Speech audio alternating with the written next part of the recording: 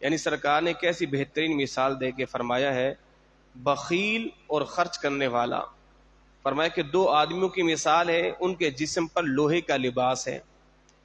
فرمایا کہ ایک وہ شخص ہے جو خرچ کرتا ہے تو لوہے کا لباس کشادہ ہونا شروع ہو جاتا ہے، اور جب بات بخیل کی آتی ہے تو اس پر وہ لوہے کا لباس چمٹتا جاتا ہے اور تنگ ہوتا جاتا ہے. اللہ اکبر. جناب ابو ہریرہ رضی اللہ تعالی عنہ سے مروی ہے، میں نے گزشتہ درس میں بیان کیا تھا، بخیل سے یہ مراد نہیں ہے کہ وہ لوگوں کو نہ کھلائے. اب لوگ کہتے ہیں جناب یہ بڑا بخیل آدمی ہے، بڑا کنجوس ہے، کھلاتا ہی نہیں ہے کچھ ہمیں، جب بھی بولو کہتے ہیں میرے پاس کچھ نہیں ہے. اس کو بخیل نہیں کہیں گے. بھئی ٹھیک ہے تمہیں کیوں کھلائے؟ بخیل اسے کہیں گے جو نہ خود پر خرچ کرے نہ اپنی اولاد پر خرچ کرے، یعنی نہ خود کھائے نہ کھلائے، اسے بخیل کہیں گے. اور اس کو سخی کہیں گے کہ جو اپنی اولاد پر خرچ کرتا ہے، اپنے اوپر بھی خرچ کرتا ہے. اللہ اکبر. تو جناب ابو ہریرہ رضی اللہ تعالی عنہ سے مروی ہے، اور ایک مثال بھی دی ہے. کہتے ہیں بصرہ میں نا ایک شخص تھا، اور اس کے سامنے بھونا ہوا گوشت پیش کیا گیا اور ساتھ میں ابلے ہوئے انڈے بھی پیش کیے گئے. تو اس نے وہ جی بھر کے کھانا کھایا، یعنی بھونا ہوا گوشت اور ابلے ہوئے انڈے. تو کسی نے پیش کیے تو اس نے خوب جی بھر کے کھایا. جب کھایا تو اس کا پیٹ پھول گیا، قریب تھا کہ اس کی موت ہو جاتی، پیٹ اتنا پھول گیا. تو طبیب کو بلایا گیا.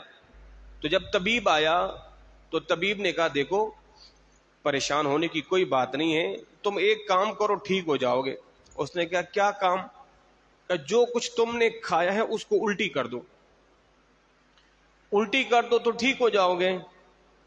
تو اس نے کہا میں کبھی بھی الٹی نہیں کروں گا، اس لیے کہ میں نے بھونے ہوئے گوشت کے ساتھ انڈے کھائے ہیں، میں کیوں ضائع کر دوں، میں کیوں ضائع کر دوں. تو مثال دینے کا مقصد یہ ہے کہ بعض لوگ اس قدر کنجوس یا اس قدر بخیل، وہ اپنی جان دینے کی بھی پرواہ نہیں کرتے. تو بزرگان دین نے لکھا ہے اس کو کہا گیا اگر تو الٹی نہیں کرے گا تیری موت ہو جائے گی. اس نے کہا بھلے موت ہو جائے میں الٹی نہیں کروں گا، میں کیوں اپنا بھونا ہوا گوشت اور انڈے ضائع کروں. اللہ اکبر.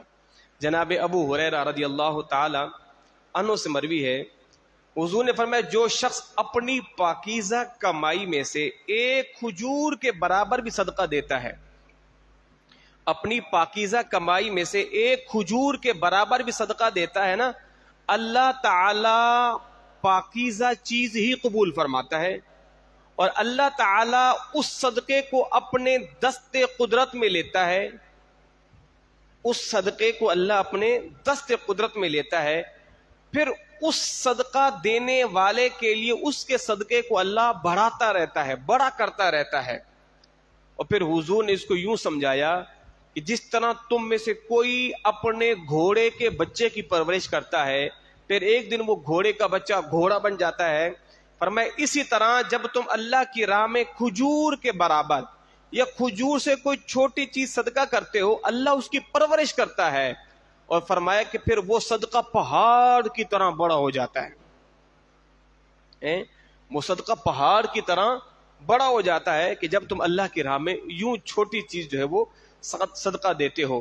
جناب ابو ہریرہ رضی اللہ تعالی عنہ سے مروی ہے، وہ فرماتے ہیں کہ نبی کریم صلی اللہ علیہ وسلم ارشاد فرمایا ایک شخص جنگل سے گزر رہا تھا، اس نے ایک بادل کو دیکھا، بادل میں سے آواز سنی کہ بادل کیا کہہ رہا ہے کہ فلاں کے باغ کو سیراب کرو.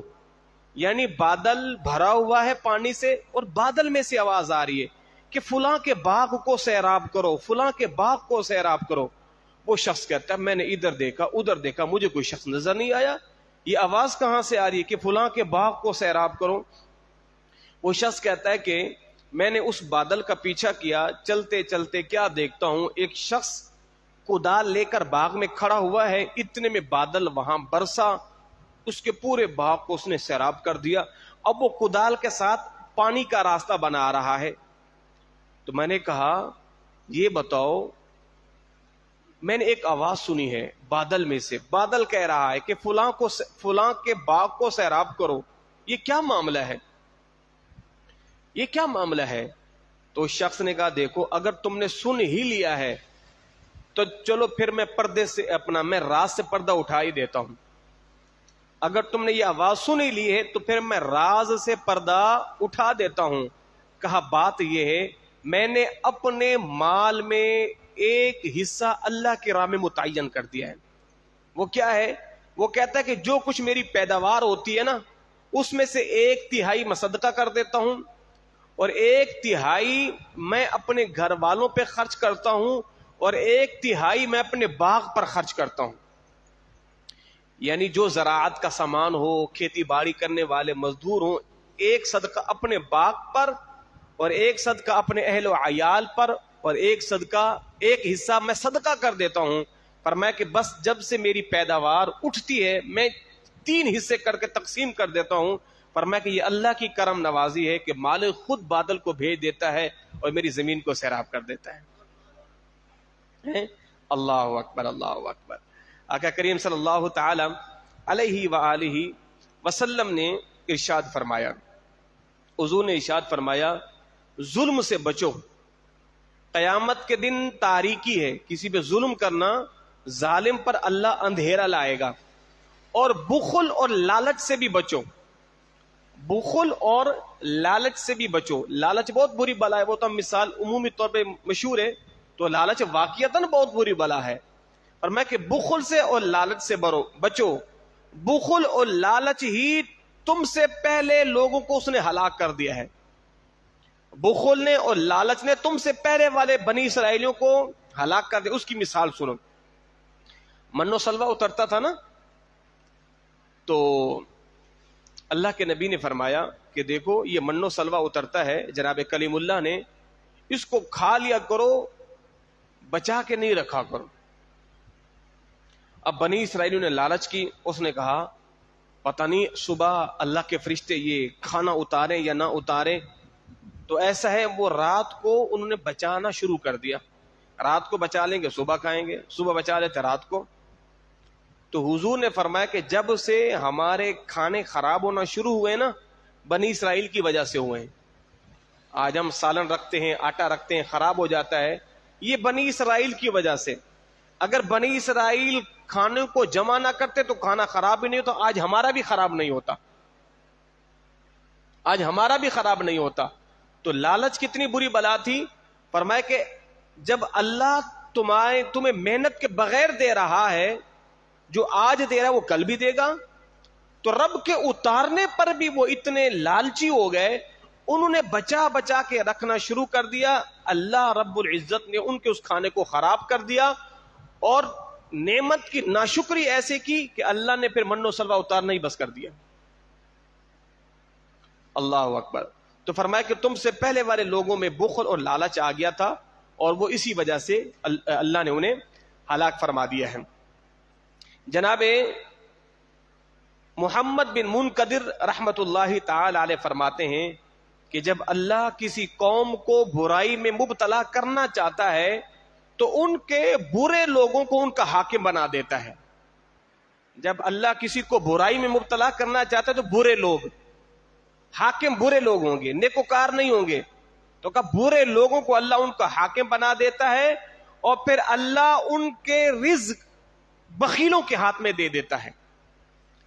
پھر اللہ ان کا رزق جو ہے وہ بخیلوں کے ہاتھ میں دے دیتا ہے. اب اندازہ لگا سکتے ہیں کہ جو آج ہمارے ملک کے حالات ہیں، ہمارے ملک کے خزانوں پر جو بیٹھے ہوئے ہیں، ان کی خود کی حالت یہ ہے کہ جب وہ وزارت کی سیٹ سے اترتے ہیں یا ان کا عہدہ ختم ہوتا ہے تو جس پارلیمنٹ کے ہاؤس میں رہتے ہیں وہاں کی چادریں بھی اٹھا کے لے جاتے ہیں، وہاں کے صابن بھی اٹھا کے لے جاتے ہیں، وہاں کی چھوٹی چھوٹی چیزیں بھی اٹھا کے چوری کر کے لے جاتے ہیں. اندازہ لگائیں. تو فرمایا کہ جب اللہ کسی سے برائی کا ارادہ کرتا ہے ان پر برے لوگوں کو حاکم اور ان کا رزق بخیلوں کے ہاتھوں میں دے دیتا ہے. الامان الحفیظ. اب اگلی آیت کریمہ اللہ رب العزت، یہ جتنی بھی ہم نے حدیثیں پڑھی ہیں نا 2 سے 3 درسوں کے اندر، یہ تھی بخل کے اوپر بخیل کی مذمت. اب ظاہر ہے ہر چیز کے 2 رخ ہوتے ہیں. اب بخیلوں کا ذکر کیا ہے، اب ایثار کرنے والوں کا ذکر ہوگا. بخیل اپنا مال روکتا ہے، ایثار وہ جو اپنا مال خرچ کرتے ہیں. اب اللہ ان کا ذکر کر رہا ہے قرآن میں. جہاں کہیں دیکھیں گے جہاں جنت کا ذکر ہے وہاں جہنم کا ذکر، جہاں کافر کا ذکر وہاں مومن کا ذکر، یہاں جہاں بت پرست کا ذکر وہاں موحد کا توحید پرست کا ذکر، اور یہاں بھی میرے مدنی آقا کے ان فرامین کو جمع کیا جا رہا ہے. اللہ ارشاد فرماتے ہیں وَيُؤْثِرُونَ عَلَىٰ أَنفُسِهِمْ وَلَوْ كَانَ بِهِمْ خَصَاصَةٌ، فرمایا کہ وہ اپنی جانوں پر ان کو ترجیح دیتے ہیں اگرچہ انہیں شدید محتاجی ہو. یہ اہل ایمان کا وصف ہے. مومن خود جتنی بھی تنگی میں ہوگا نا وہ اپنے اور بھائی کا خیال کرے گا. یہ آیت کریمہ کب نازل ہوئی؟ اللہ اکبر. ایک بھوکا شخص نا حضور کی بارگاہ میں آیا اور عرض کرتا ہے یا رسول اللہ صلی اللہ علیہ وسلم میں بھوکا ہوں، میں نے کچھ نہیں کھایا، آپ مجھے کچھ عطا فرمائیں. میرے مدنی آقا نے، حضور نے اپنی ازواج سے پتہ کیا کہ گھر میں کچھ ہے. اللہ اکبر اللہ اکبر. اندازہ لگائیں حضور کی 11 ازواج تھی. ٹھیک ہے جی، حضور کے 10 نکاح، تو حضرت خدیجہ کو تو وصال ہو گیا، یا اس وقت حضور کی ایک زوجہ کا وصال ہو گیا ہوگا. تو پتہ کیا چلا کہ حضور نے اپنی ازواج مطہرات کے حجروں پر معلوم کروایا کہ پتہ کرو کسی کے گھر میں کچھ کھانے کو ہے. تو سب کے گھروں سے یہی جواب آیا کہ گھر میں کچھ بھی نہیں ہے. چلو ایک کے گھر میں کچھ نہ ہو کھانے کو، اللہ کو فرمایا کہ حضور کی کسی زوجہ کے گھر میں کچھ بھی نہیں ہے کھانے کو. اب سرکار کی عادت کریمہ تھی کہ حضور سائلوں کو خالی ہاتھ تو نہیں لوٹاتے تھے. اب پھر حضور نے ایک سودا کیا.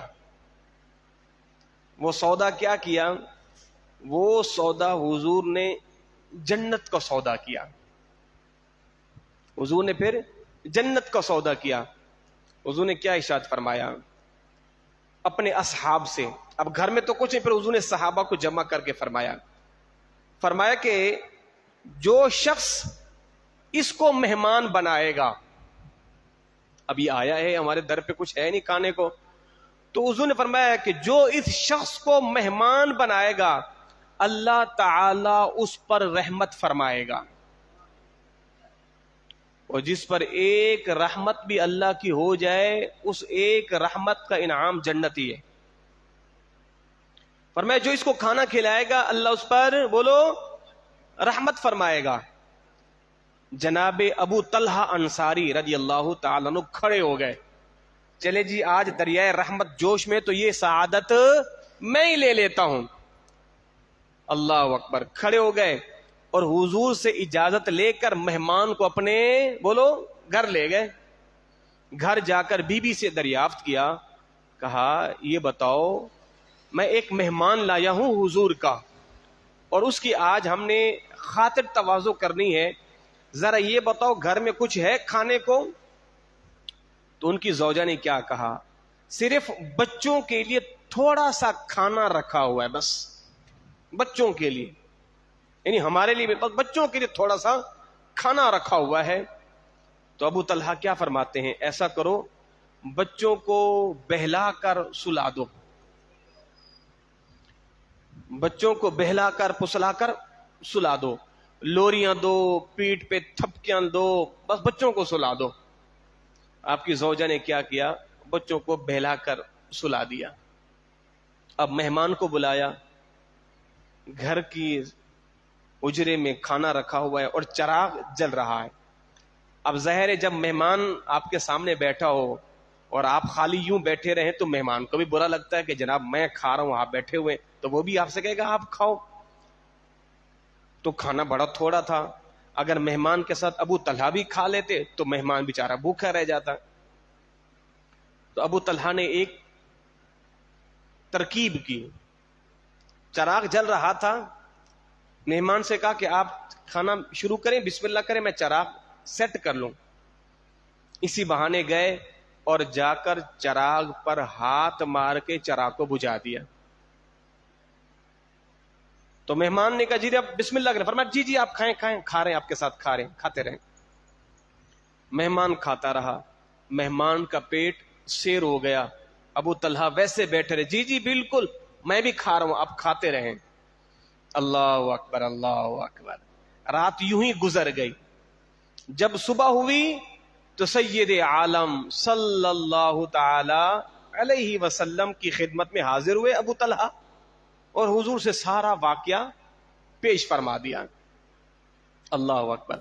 تو حضور اقدس صلی اللہ علیہ وسلم نے فرمایا رات فلاں فلاں لوگوں میں عجیب معاملہ پیش آیا.